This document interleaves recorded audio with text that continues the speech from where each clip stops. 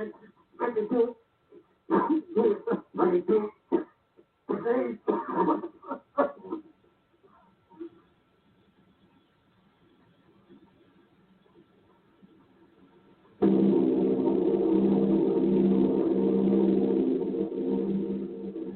bombing plane B-843 off Bayonne, New Jersey. Lieutenant Bolt, commanding 8 bombers, reporting to Commander Fairfax, Langham Field.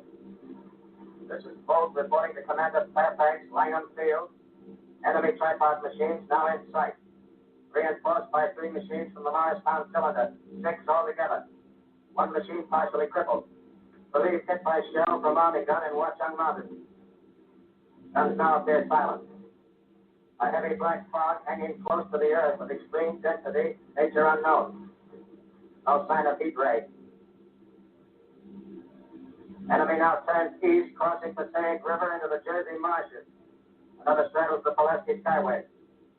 Evident objective is New York City. They're pushing down a high-tension power station. Machines are close together now. We're ready to attack. Planes circling, ready to strike.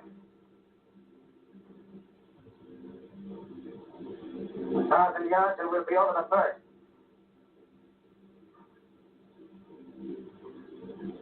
$800 yards.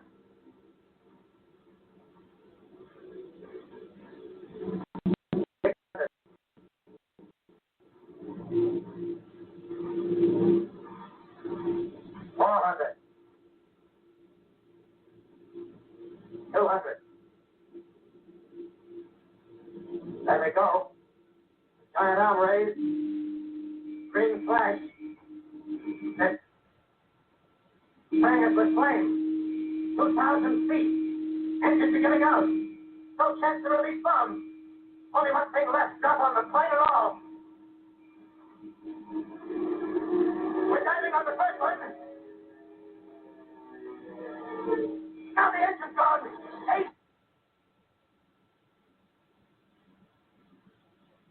This is Bayonne, New Jersey, calling Langham Field. This is Bayonne, New Jersey, calling Langham Field. Come in, please. Langham Field, go ahead. 8 Army bombers in engagement with enemy tripod machines over Jersey Flats. Engines incapacitated by heat ray. All crashed. 1 enemy machine destroyed. Enemy now discharging heavy black smoke in direction of... This is Newark, New Jersey. Newark, New Jersey. Warning. Poisonous black smoke pouring in from Jersey marshes. Reaches South Street. Gas mask useless. Earth populations move into open spaces. Automobiles use routes 23, 24. Avoid congested areas. Smoke now spreading over Raymond Boulevard.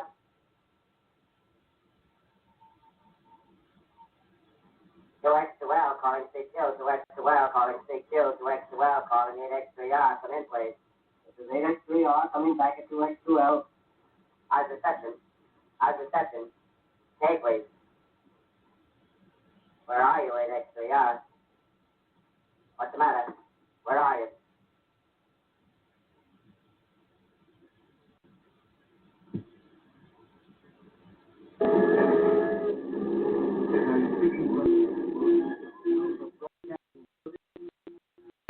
From the roof of broadcasting building, New York City. The bells you hear are ringing to warn the people to evacuate the city as Martians approach. Estimated in the last 2 hours, 3 million people have moved out along the road to the north. Hutchinson River Parkway is still kept open for motor traffic. Avoid bridges to Long Island, hopelessly jammed. All communication with Jersey Shore closed 10 minutes ago.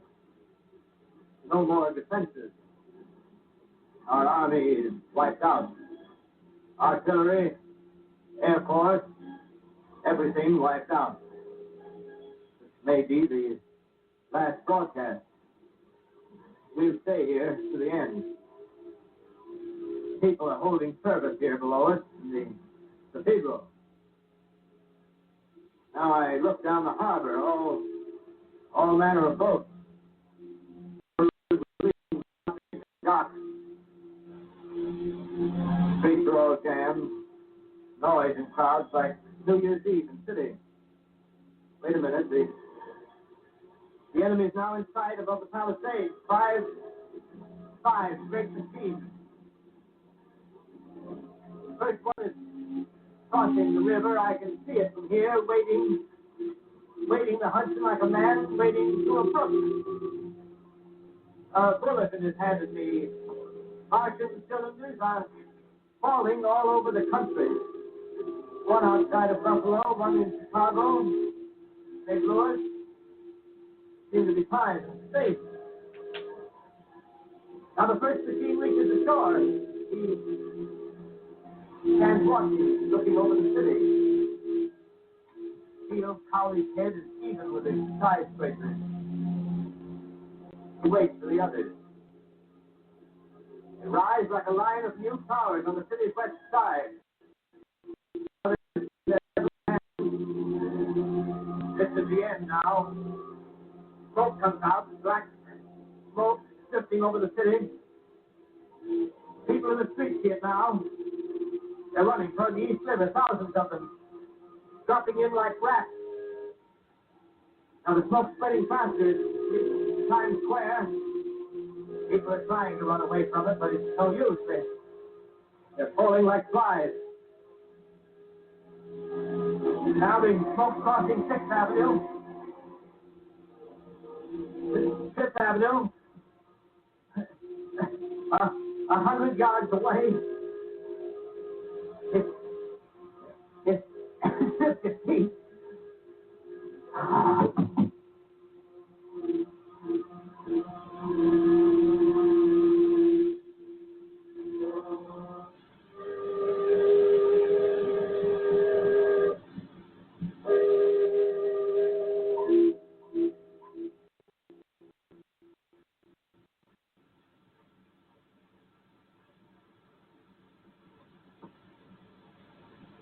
Direct to L, calling, stay killed.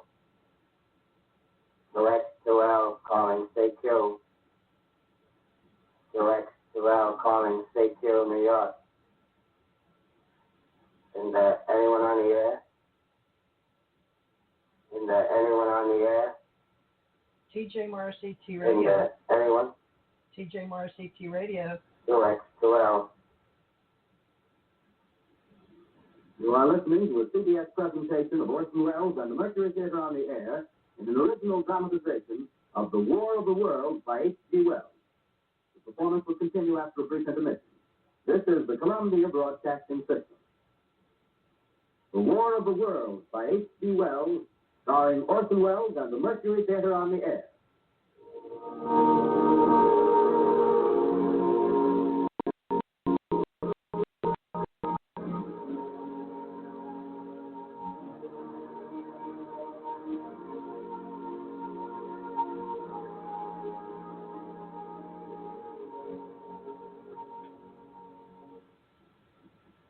As I set down these notes on paper, I'm obsessed by the thought that I may be the last living man on Earth.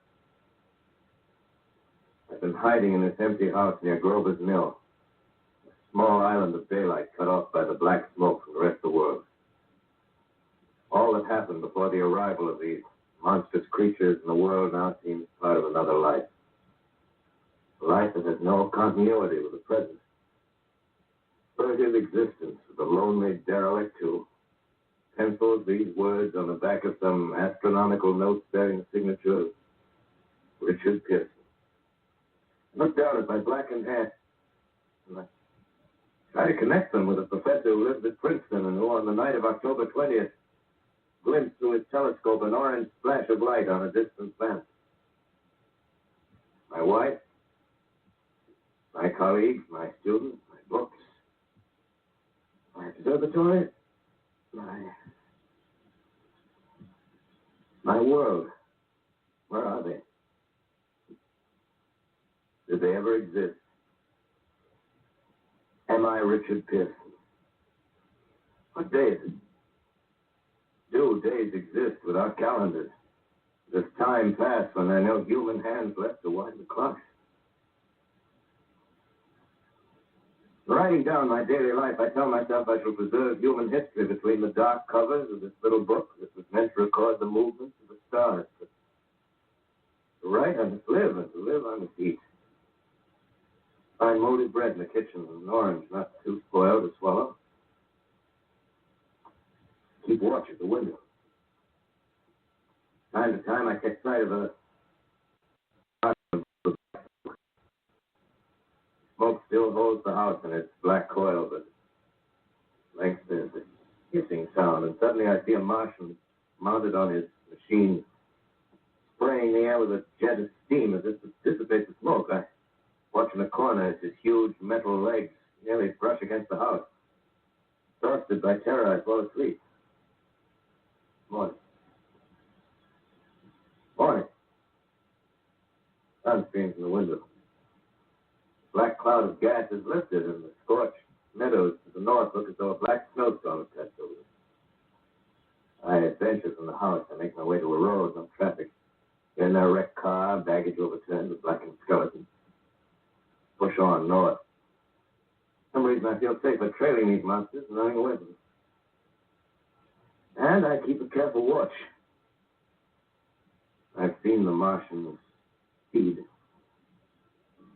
Should one of their machines appear over the top of trees, I'm ready to fling myself flat on the earth. Come to a chestnut tree. October.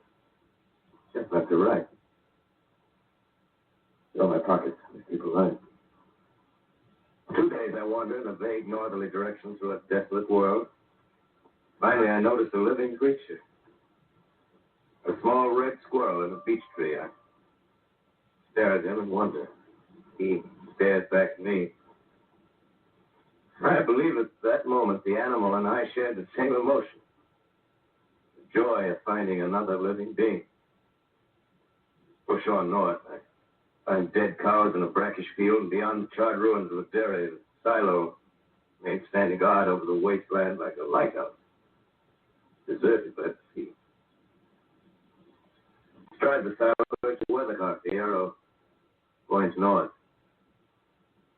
North. Next day, I come to a city. Strangely dwarfed and leveled off as if a giant had sliced off its highest towers with a capricious sweep of his hand. Reached the outskirts, I found Newark, undemolished but humbled by some whim of the advancing Martians. Presently, with an odd feeling of being watched, I caught sight of something crouching in a doorway. I made a step towards it. Rose up and became a man. A man armed with a large knife. Stop! Where did you come from? I come from many places. A long time ago, from Princeton. Princeton, huh? That's near Grover's Mill. Yes. Grover's Mill. There's no food here. This is my country. All this end of town down the river. There's only food for one. Which way are you going? I don't know. I'm looking for people. And what was that? You hear something just then? No, only a bird. A live bird. Yeah. You get to know that birds have shadows these days. Hey, we're in the open here. Let's crawl in this doorway here and talk. Have you seen any Martians? No. They're going over to New York. Night, the sky is alive with the lights. Just as if people were still living in it. By daylight, you can't see them. 5 days ago, a couple of them carried something big across the flats from the airport. I think they're learning how to fly. Fly? Yeah, fly. Well, it's all over with humanity. Stranger, it's still you and I. 2 of us left. Yeah. They got themselves in solid. They wrecked the greatest country in the world. Those green stars, they're probably falling somewhere every night. They've only lost one machine. There isn't anything to do. We're done. We're licked. Where were you? You're in a uniform. Yeah, what's left of it. I was in the militia. National Guard. That's good. There wasn't any war, any more than there's war between man